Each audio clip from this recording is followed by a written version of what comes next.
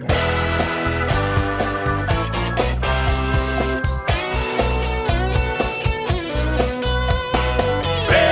is coming, don't stand in the way.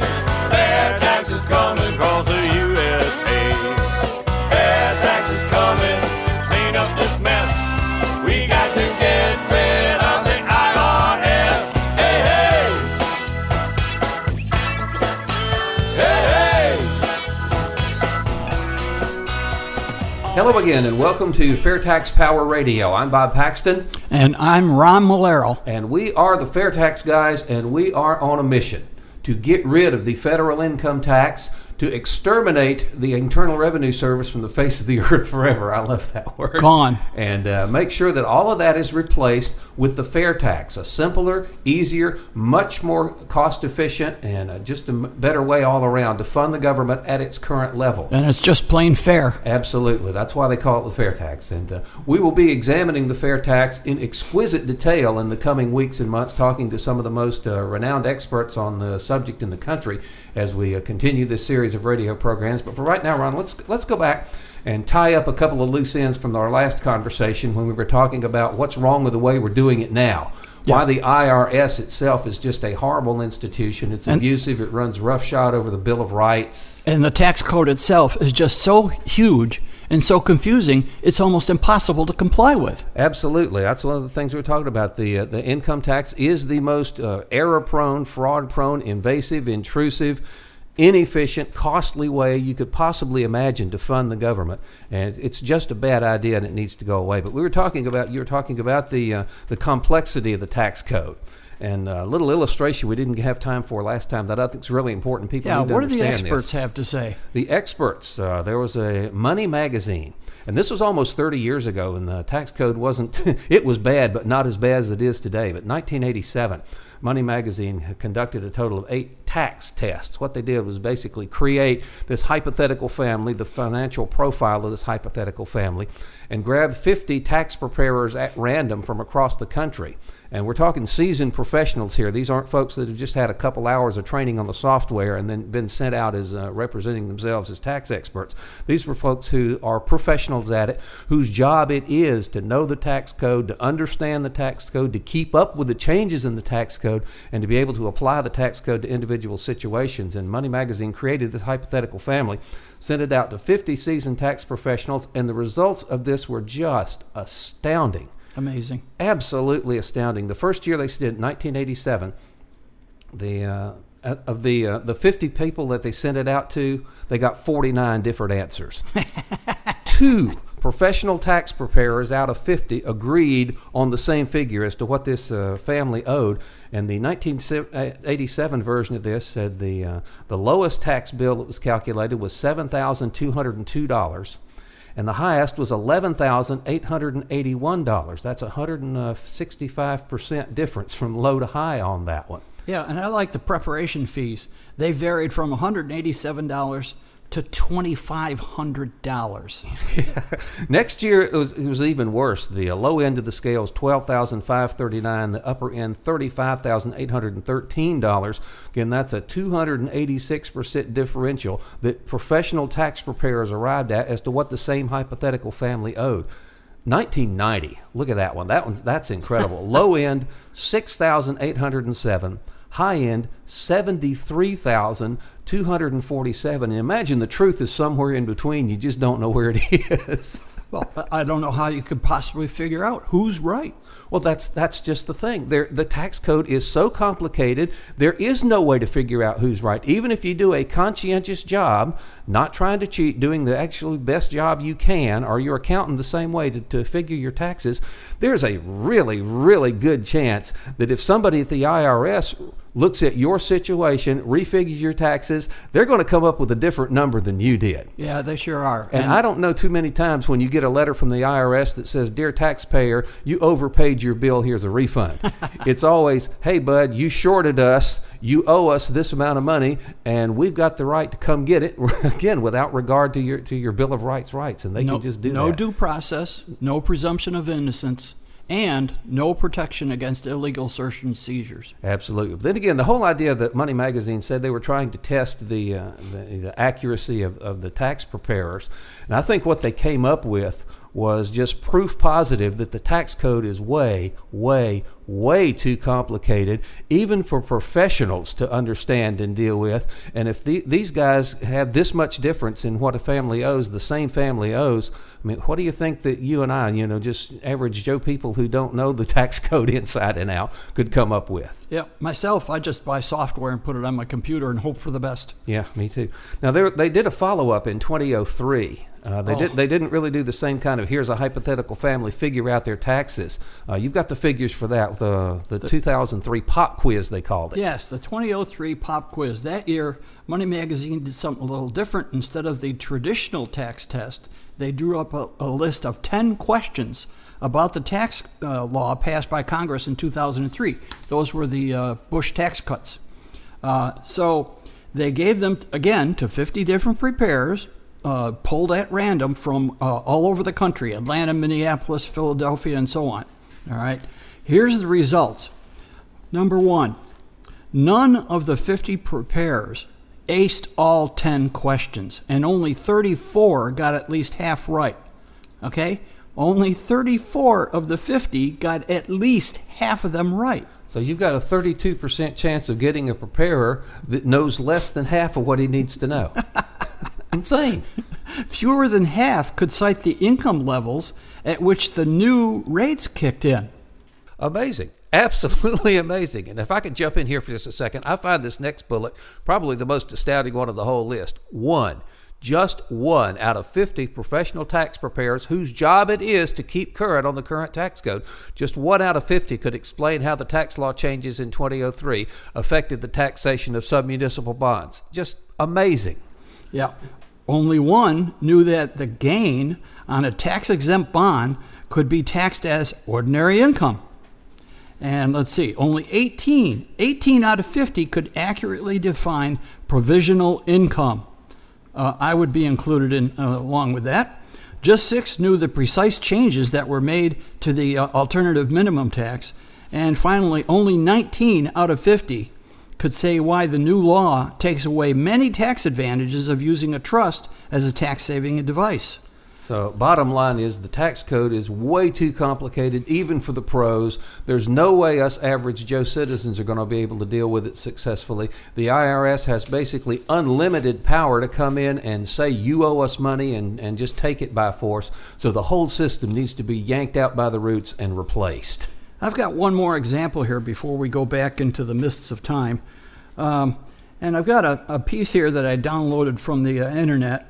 IRS paid $6 billion with a B in bogus child tax credits. The IRS paid at least $6 billion in child tax credits in 2013 to people who were not eligible to receive them. A government investigator said. Now, I love this next sentence here.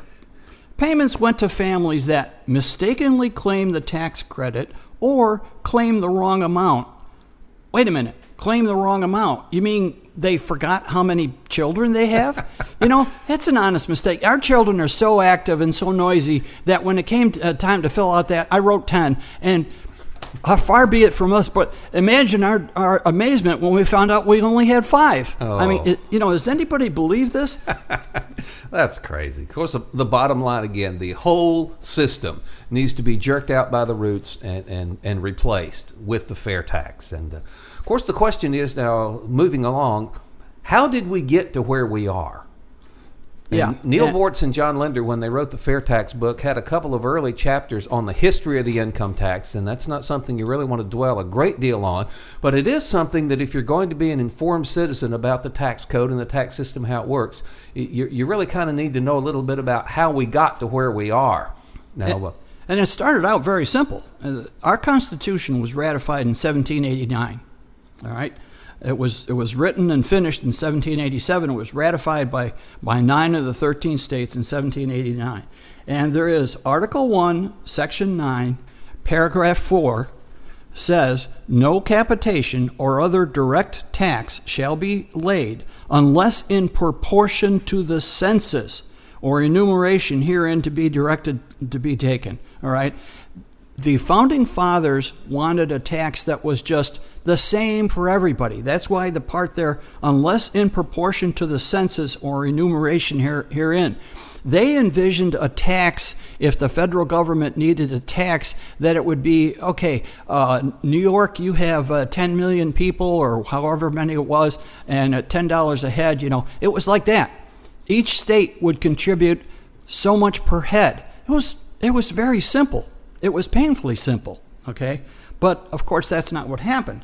This country operated under that system where they collected excise. The federal government collected excise taxes, direct taxes, customs duties, and so forth, which were basically consumption taxes for over 120 years. And we did fine. There was a brief stint during the Civil War where they raised an income tax, but after the Civil War, I should say the northern states implemented an income tax, but after the Civil War, that was eliminated. Yeah, and that income tax in 1861 was 3% on incomes of $600 to $10,000. Now, $600 back then is roughly equivalent to $10,000 here, so it really still hit just about everybody except the poorest of the poor. 5% rate kicked in on incomes above $10,000, which would be about $166,000, almost $167,000 today. And Bortz and Linder didn't give the numbers on this, but they did note that a similar tax was also implemented by the Confederacy, so it was on both sides of the Mason-Dixon line. Okay. And then in 1894, Congress passed what they called the Wilson-Gorman Tariff Act. But it wasn't a tariff act. It was an income tax. It imposed a 2% tax on incomes and some other things on rents and so forth. But a year later, it was challenged in the Supreme Court. And the Supreme Court said, no, you can't do this. You have to, the Constitution does not allow for an income tax on individuals. Yeah, you want to know something really cool about that 1894 income tax? It speaks to the mentality of the political ruling class that we have to deal with on this thing. All government officials, federal, state, and local, were exempt from the income tax. So they wrote this law for everybody else, exempted themselves. President Cleveland at the time, he thought the tax was unconstitutional. He wouldn't sign it. It became law without his signature, and then the Supreme Court ruled that the president was right, that it was unconstitutional. Very interesting. So fast forward to 1913, we have a progressive movement in the country, and even with a Republican president, he was encouraging, and that would be Roosevelt, the first Roosevelt. He was encouraging an income tax, and lo and behold, under President Taft, we finally got the income tax. And it was, in fact, I've got the original 1040. I've got a copy of it here from 1913. And they started off very simple with their confusing instructions. It was only 4 pages. All right, there was one page was the 1040. Number 2 was page 2 was where you figured out your gross income. Number 3 was where your deductions were from, and number 4 was a 1 page of instructions. 1 page. Okay, so the entire tax code was 4 pages. Well, not tax code, but the entire document that you would have to deal with, except that you did not pay taxes if you made less than $3,000 a year as an individual or $4,000 as a married couple. Now, that's 1913. $3,000 a year was a lot of money. That was the equivalent of $270,000 now. So they passed a law that only taxed the more wealthy people, all right? And they taxed those people at a 1% tax rate if you made more than $270,000 gross after your deductions. And they did allow for certain deductions and so forth. How many times have we heard this? Go ahead and give us the authority to levy this tax. We're not going to hit you with it. We're going to hit the people up at the high end of the spectrum. So go ahead and let us do this to you.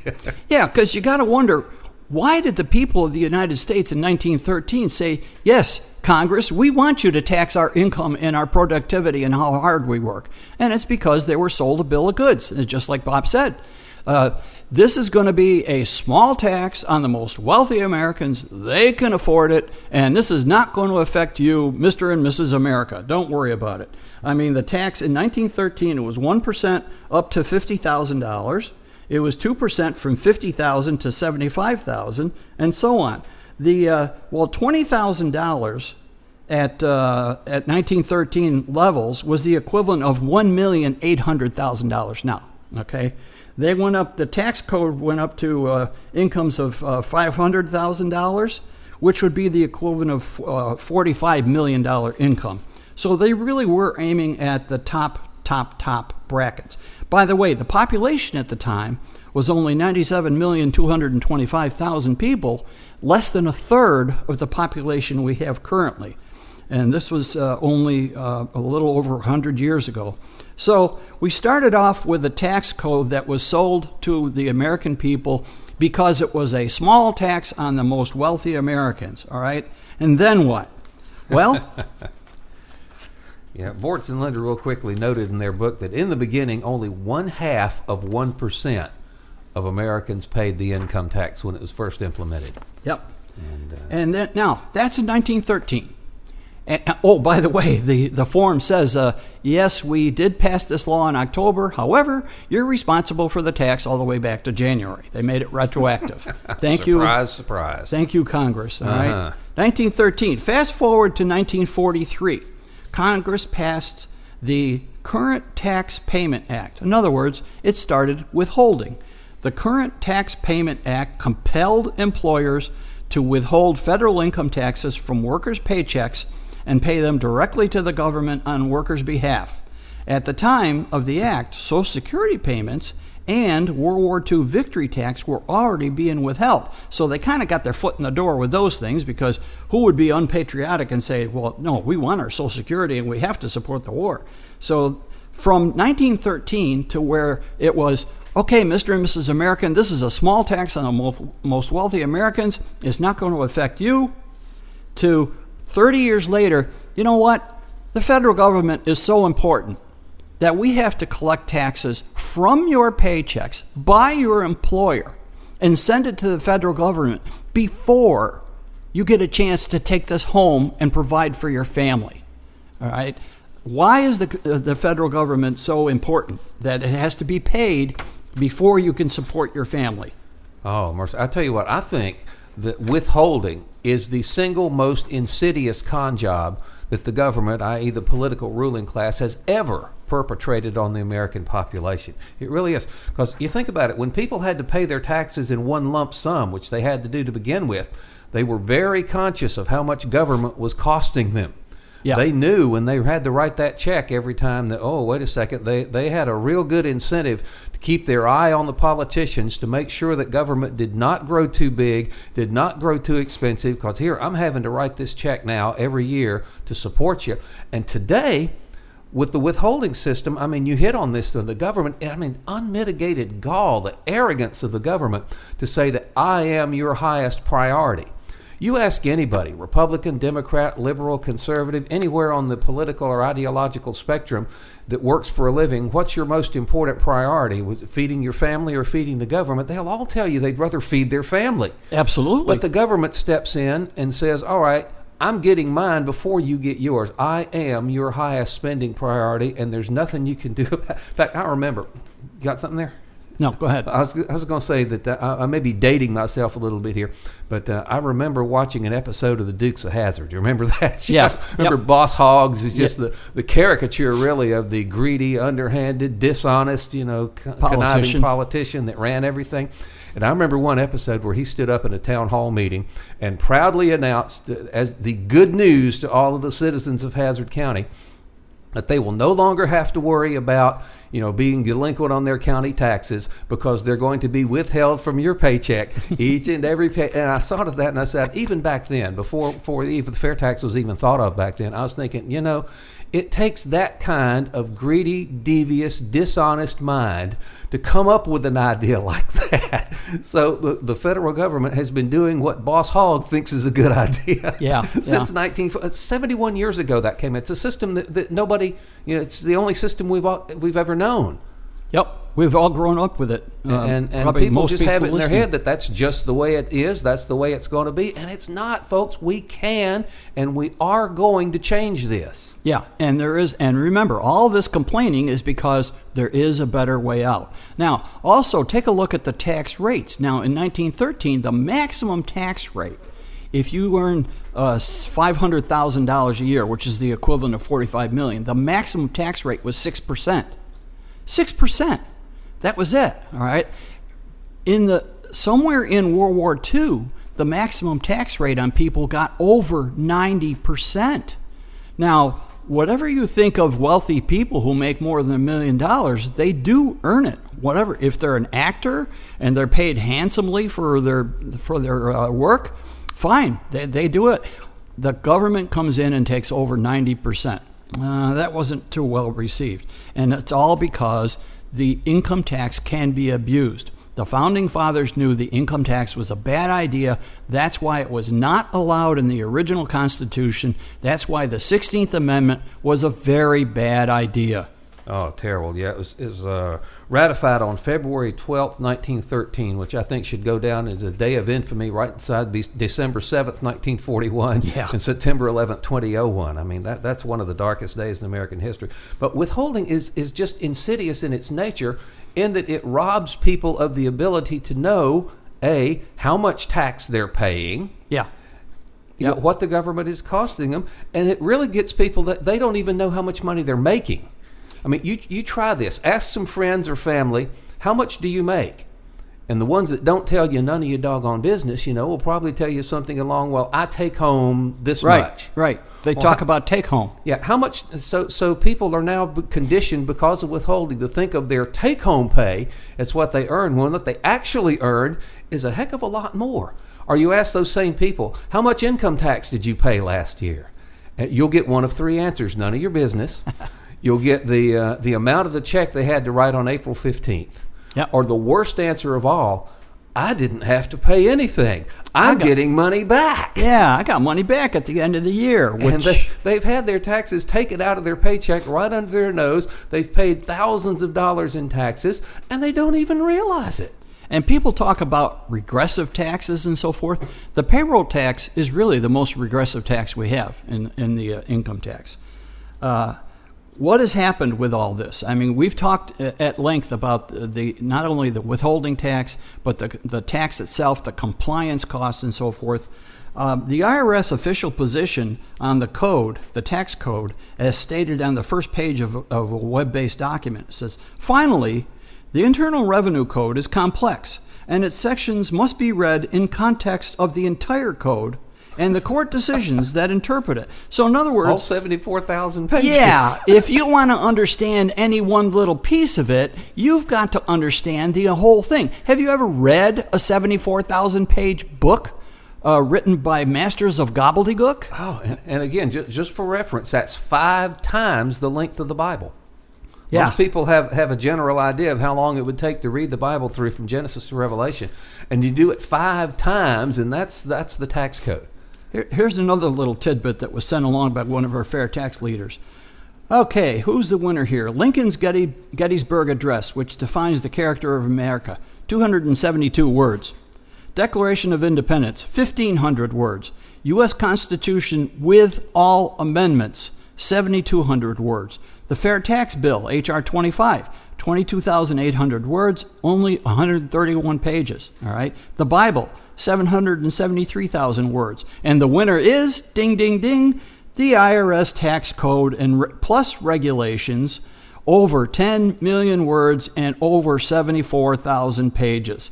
Yes, we have created a monstrosity. And I have to remind people, this is what Congress gave us. A couple of years ago, well, I think it was 3 years ago, I listened to the radio, and people were up in arms because in 2010, it was released that in 2010, GE paid no taxes. And people were up in arms. Well, how dare GE? And I called in and I said, hey, let's keep in mind, GE paid no taxes legally because that's the tax code Congress has given us. We bust our butts to earn a living and pay our taxes, But if you can work the system, you can work it so that you don't pay or you minimize your tax code. Yeah, but you got to wonder how much GE spent on lawyers and accountants to get to that point. I mean, compliance cost, again, out of sight. And the whole system needs to go away. And the only way we're going to make it go away is to force, and we're going to have to do it, drag them kicking and screaming to the table here, force our politicians to just jerk it all out by the roots and give us the fair tax. And in order for that to happen, we've got the Americans for Fair Taxation. And Ron, we need to go ahead and get into what that is and why it's important that people join AFFT. The Americans for Fair Taxation was formed in 1995. 3 prominent businessmen from Texas, Leo Lindbeck, Bob McNair, and Jack Trotter. The legend goes, what I heard is that they were having lunch and they were complaining, I was just at a board meeting for one of the companies I'm on the board. We spend 80% of our time talking about the tax code, 20% of our time actually talking about the business. We need to do something. So the challenge went out, well, maybe we can do something. So these guys, millionaires in their own right, started putting together some research. They said, all right, if they went out to people, computer people, economics experts, tax experts, and so forth, government experts, if we were to come up with a different tax system, what would it look like? And what I was told is that they expected, they're going to come back with just a couple of tweaks to the current system. But they didn't. The experts came back and after founding several basic principles, they came up with the fair tax, which was a consumption tax. Get rid of the income tax, eliminate the IRS, go to a consumption tax, which is easier to implement and more fair for everybody.